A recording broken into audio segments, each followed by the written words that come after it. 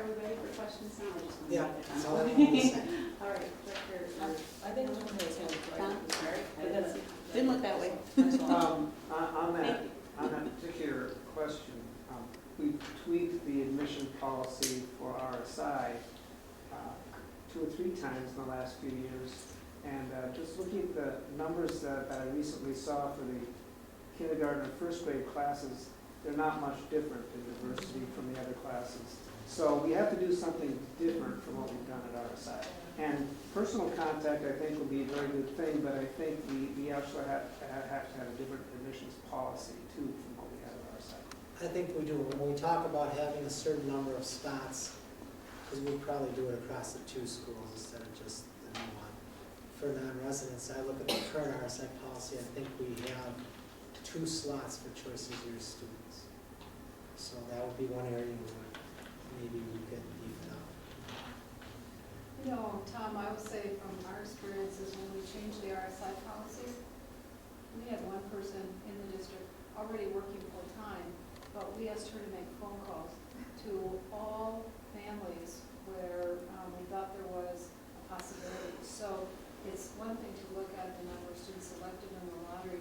It's another one to look at the whole variety and array of families who apply for, there's a lottery there too. But there was no question that when she made all of those personal phone calls to the families, it made a huge difference. It just, we didn't have someone, or did we have any money to pay someone who would, spend a lot of time recruiting face-to-face, individual to individual. So if we can build that in, even temporarily, that seemed to make a big difference, the personal contact. We just didn't have the staff to do it.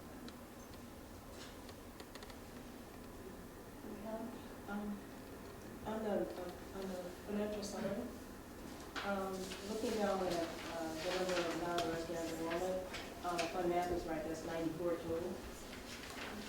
Somewhere in there, if I'm off, then somewhere in there. So the full capacity would be what? 94 out of how many? Well, and the projection wasn't that it would be a full school initially, because we thought in the higher grades, Well, that's that there may not be enough interest, but if there is enough interest to have, because you don't want to make the younger grades more than 3 sections, because then as they get out, you're going to have to go Oh, to I'm not questioning What that. the capacity for the school is? 450, but we're not anticipating it would open with 450. Okay. Ideas about, would it be closer to this 100 range? Is that what we're thinking? These are just the I know open enrollment. open enrollment. Well, that's what I thought. That's why I'm asking the question is, how big are we thinking? The first year. The first year. Well, we had that in our. I asked the question, I don't think I saw an answer, but I did ask it.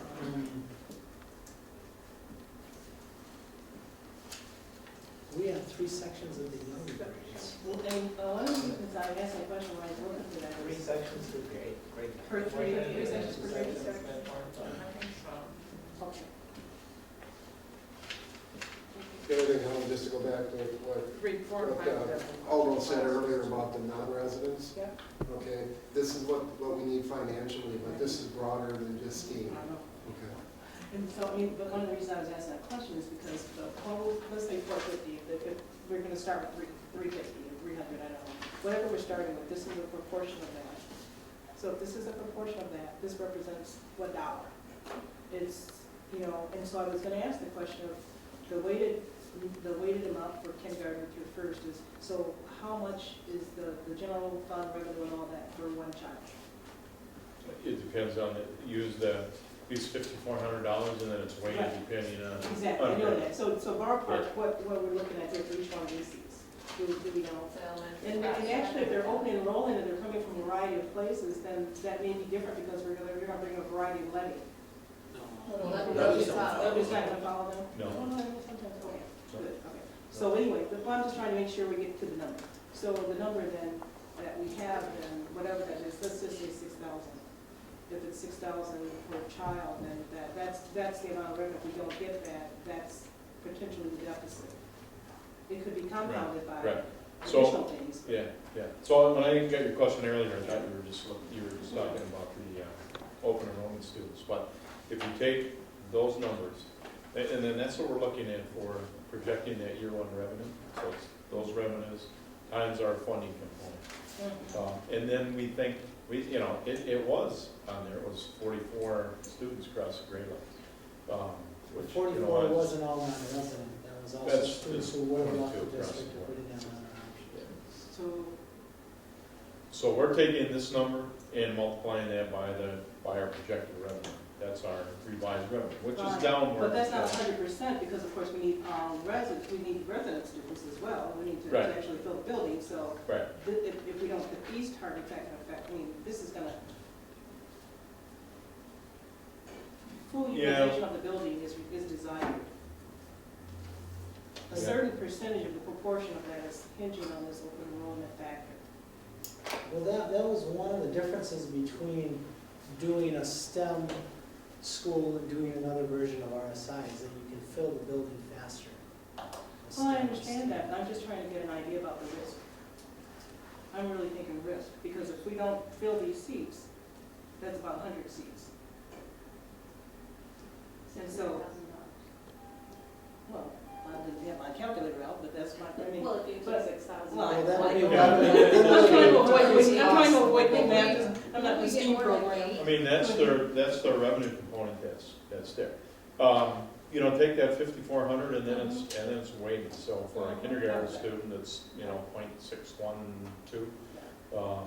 And then it varies based on, so 1.03 for grades 1 through 3. It's And not I without didn't want risk. to get mired down in the formula, because I know we can all dig it up and find it out. But I guess my main point I was making is the proportion of the revenue that we need for these seats, the external seats, is proportional, even though we can spread it across the districts, in some ways. So it's similar to what we have been doing in terms of open enrollment, so it's not going to be, that dramatic.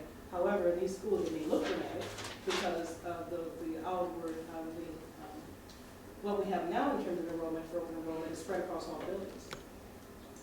But if we need these concentrated seats, then it may be more visible.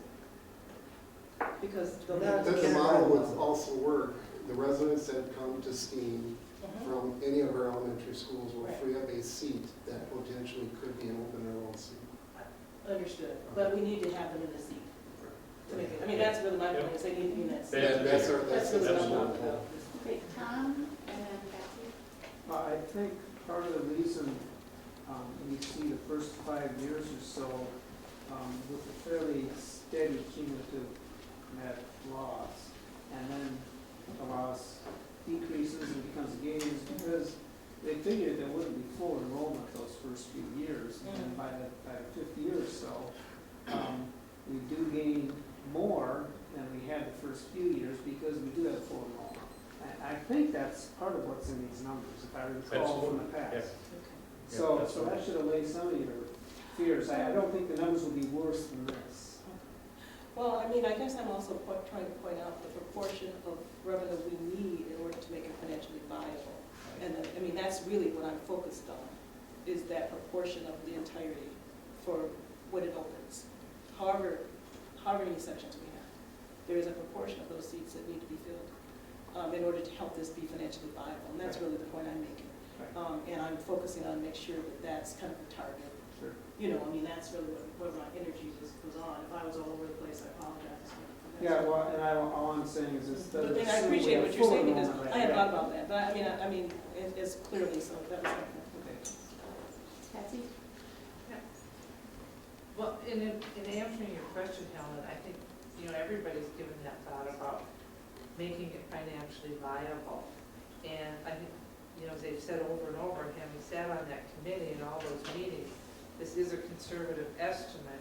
And I think there's been a lot of research put into, I know there's been a lot of research put into alleviating the risk factors. There's been surveys done, and there is a high level of interest in a STEAM magnet or STEM magnet. And it's, the interest is from across the district, and we also know there's, just from the number of students that apply to open enrollment to Spanish immersion into the district and to open enrollment in some of our other schools that are full, there's a high level of interest of students coming in.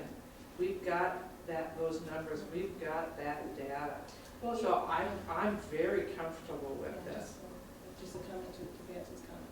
I agree, Patsy. I guess the thing that I'm keeping upfront in my own mind is, if we do go down this road, it's a major commitment into the future.